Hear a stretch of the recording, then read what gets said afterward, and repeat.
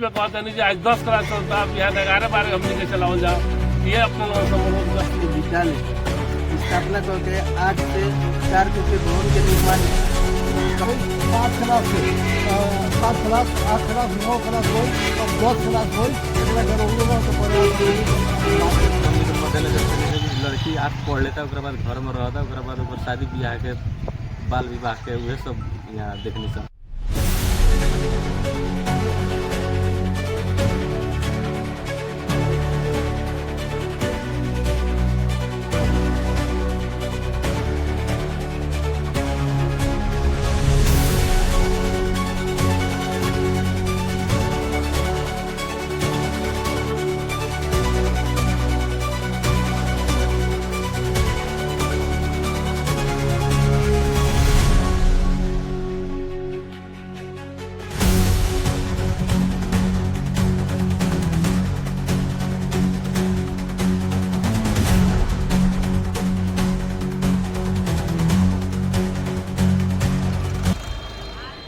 बौद्धरमाई नगर पालिका वड़ा नंबर 2 में नगर प्रमुख श्री सिंहासन सातेली जी द्वारा बौद्धरमाई नगर पालिका के ई श्री नेरा मावी विद्यालय सिसियाड़ी बैरिया में 4 कोठी भवन के जन शिलान्यास भइल। एक खातिर वहाँ के और बौद्धरमाई नगर पालिका के संपूर्ण जनता लोग में धन्यवाद देवे के चाहे, विशेष करके मेयर साहब के धन्यवाद देवे के चाहे। और विशेष खुशहाली के बौद्धरमाई नगर पालिका के दिन के जनता के ई बा कि काल के दिन में हमनी के विद्यालय 8 तक ले संचालन में रहे। हमनी के दूसर का चुनाव जब हमनी के जन निर्वाचित बनी सन तो आदरणीय सिंहासन सातेली मेयर साहब जी के नेतृत्व में हमनी के 10 क्लास के विद्यालय स्थापना करके आज से 4 कोठी भवन के निर्माण कक्षा संचालन के दौरान में निर्माण होते बा। एक साथ साथ में खुशहाली के भी संदेश देवे के चाहे कि आज से हमनी के 9 क्लास के परीक्षा संपन्न होने के बाद में अब 10 क्लास विधिवत रूप से आज हमनी के नेपाल सरकार के विधिवत कानून बमोजिम हमनी के स्कूल के स्थापना हो गई। एक खातिर जनता लोग के बौद्धरमाई नगर पालिका के 2 नंबर वार्ड के जनता लोग के बहुत बहुत धन्यवाद देवे के चाहे। और अपना 2 नंबर वार्ड के तरफ से और व्यक्तिगत तरफ से मेयर साहब के भी लाखों लाख धन्यवाद देवे के चाहे कि आज हमनी के वार्ड में कम से कम 10 क्लास तक लेके स्थापना हो गई। आगामी दिन में हमनी के मेयर साहब के अनुरोध करे के चाहे कि अब हमनी के बिल्डिंग के संरचना ई ना होके वाला चीज़ आज वहाँ के नेतृत्व में काल 3 ताला बनल, आज 2 ताला बनता। हमनी के फेन बिहान के दिन में हमनी के 82-83 के आर्थिक वर्ष में हम रिक्वेस्ट करें कि कहीं से पहल करके हमनियों के सहयोग रही, मेयर साहब के सहयोग रही, गाँववासी के भी सहयोग रही कि एक के हर्ष और खुशहाली के साथ एक के समन्वय करके हमनी के में कोनो किस्म के बाधा विरोध ना करके एक के कान में कान मिला के हमनी के आवे वाला दिन में हमनी के 11-12 तक लेके हमनी के प्रयास में जारी रहम कह के हम जनता के यहाँ के वासी लोग के प्रतिबद्धता जानकारी करावे के चाहें और जानकारी करावे के चाहें। साथ साथ में आज इस शिलान्यास कार्यक्रम में जितना सहभागी साथी लोग भइल बा ये सब लोग के बहुत बहुत धन्यवाद दें कि शिलान्यास कार्यक्रम में आके कम से कम ये विद्यालय एगो शिक्षा के मंदिर में आके अपन एगो शोभा बढ़ा देने एक खातिर भी धन्यवाद देते हुए अपन 2 शब्द समाप्त करते धन्यवाद। नमस्कार।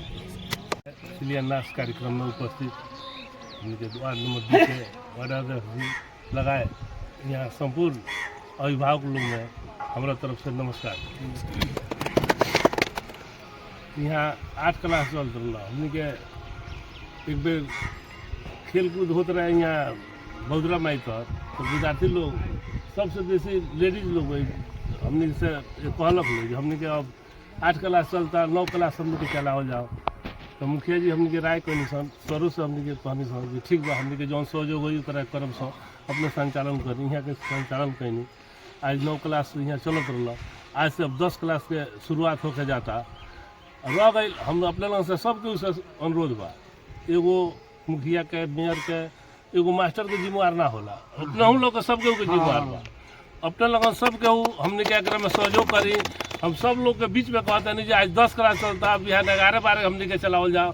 ये अपने लोगों से अनुरोध करम जो सबके में सहयोग करी लगन हमने 11-12 यहाँ चला के हमने के बौद्धरमाई में एगो और हमने के एगो सोच बा कन्या विद्यालय नहीं है लड़का से बेसी लड़किए लोग अभी पढ़े में बेसी बाल तो वैसा का भी हमने व्यवस्था करते हैं सर। अब चाहे जहाँ भी ओकर होके अभी हमने क्लियर नहीं क्या भाई एगो हमने के मन बहुदर माई में कन्या विद्यालय भी हमने के संचालन करब।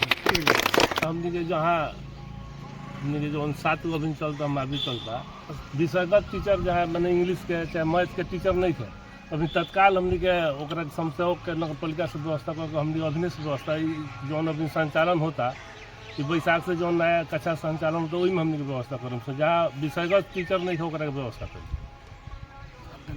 अच्छा लागल। यह हुए जो 3 क्लास चले, 3 क्लास से 5 क्लास हुई, 5 क्लास से 7 क्लास, 8 क्लास, 9 क्लास हुई, अब 10 क्लास हुई। एक के रोजों के प्रयास अपन इंजीनियर बनोनी इधर नहीं वो जदि हम स्कूल एगो बने के चाहत है मैंने बहुदरा माई तो वो बन जाई तो कम से कम लड़का नून भात खा के तो चल रही। तो ऐसे 10 क्लास 12 क्लास भइला से लड़कों के सुविधा बा, लड़कियों के सुविधा बा, घर से भूखलो पेटे आके पढ़ ली।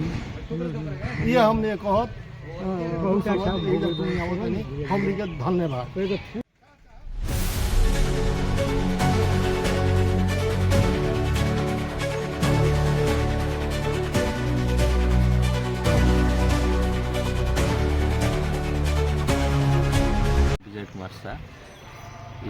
श्री नेपाल राष्ट्रीय माध्यमिक विद्यालय CCRD बैरिया के प्रधानाध्यापक। स्कूल शुरू से 5 कक्षा तक ले संचालन भइल 2063 तक ले, आ 2063 के बाद में आधारभूत भइल 8 तक ले पहले प्राथमिक। 2017-2080 से कक्षा 9 के अनुमति प्राप्त हो गई। 8 तक ले एकदम पर्याप्त यहाँ स्टूडेंट देखल गई। और खास कर क्या देखल गई कि समस्या है कि यहाँ निरक्षर जनसंख्या ज़्यादा, ओकरा बाद से लड़की के हायर एजुकेशन में पहुँच कम। उस चीज़ के हमने के मद्देनजर पे नहीं कि लड़की 8 पढ़ लेता, ओकरा बाद घर में रहता, ओकरा बाद ओकर शादी ब्याह के बाल विवाह के वह सब यहाँ देखनी सन। 8 पढ़ा के हमने के जो लड़की के यहाँ से चाहे लड़का के छोड़ी सन कि तो काम सीखे लगे ना तो घर बैठ के अपन काम घर के काम में हो जाए, और ब्याह शादी के विषय में गार्जियन सोचे लगे।